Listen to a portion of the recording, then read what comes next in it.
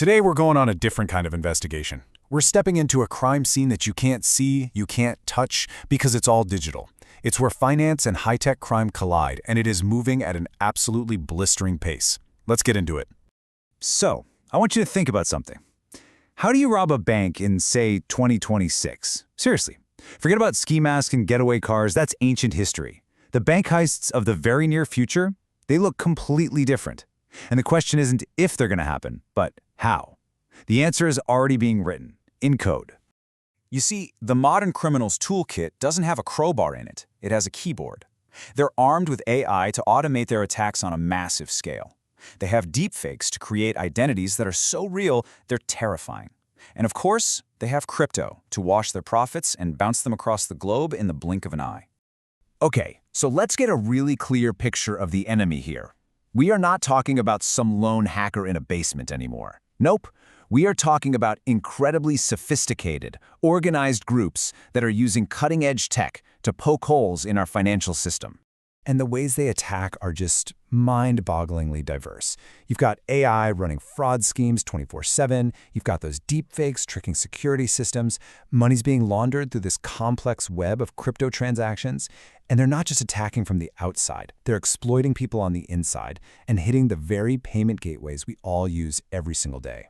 And we really have to be clear on what a deepfake is, because this is an absolute game changer.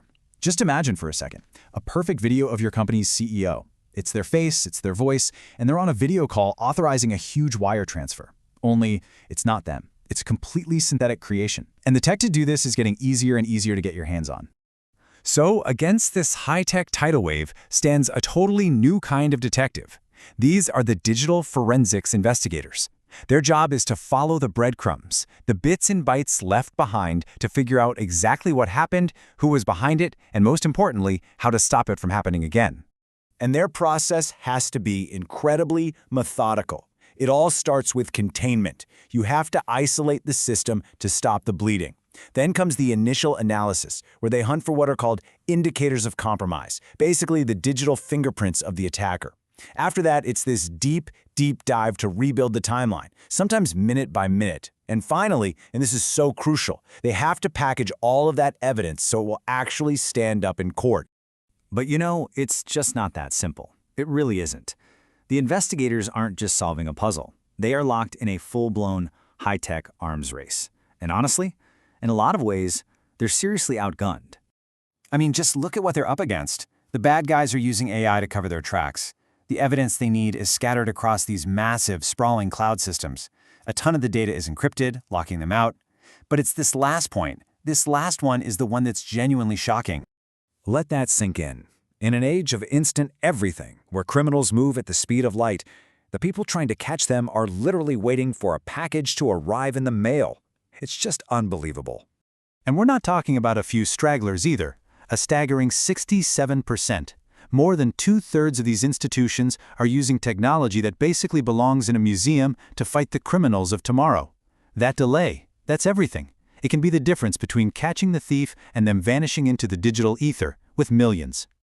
Okay, so the good news is the system is finally starting to wake up. Regulators all over the world are realizing the old rulebook just doesn't work anymore, and they're starting to force the entire industry to adapt and fast. So in the US, there's now this 36-hour rule for reporting major incidents. That forces companies to have their act together. Over in the EU, their Big Door regulation kicks in 2025. And looking ahead to 2026, the big trend is something called FRAML, which is basically fusing the fraud, anti-money laundering, and cybersecurity teams all into one cohesive unit instead of having them work in silos. So all of this, the new threats, the new challenges, the new rules, it's giving birth to a completely new kind of profession. The future of fighting financial crime requires a whole new type of expert. And it has a name, FinTech forensics. This is not about just understanding money or just understanding code. It's about having a deep, fluent understanding of both. It's the skill set you absolutely need to trace stolen money through a decentralized crypto exchange or to find that one tiny piece of evidence hidden in a super complex payment system. Because right now there's this huge knowledge gap. See, on one side, you've got your traditional fraud investigators. They know money, they know payment flows inside and out, but the deep tech stuff, not so much. On the other side, you've got the digital forensics gurus who know the systems and the code cold, but they don't always get the financial context. FinTech forensics is the bridge that connects those two worlds. And that really leaves us with this one fascinating final question to think about. When money is literally just lines of code, when theft is just exploiting a software bug, who is more valuable? The person who understands the financial systems, or the person who can read and write the language that money is now written in? The real answer, of course, is probably a fusion of both. And finding or creating those people is going to define the entire future of financial security.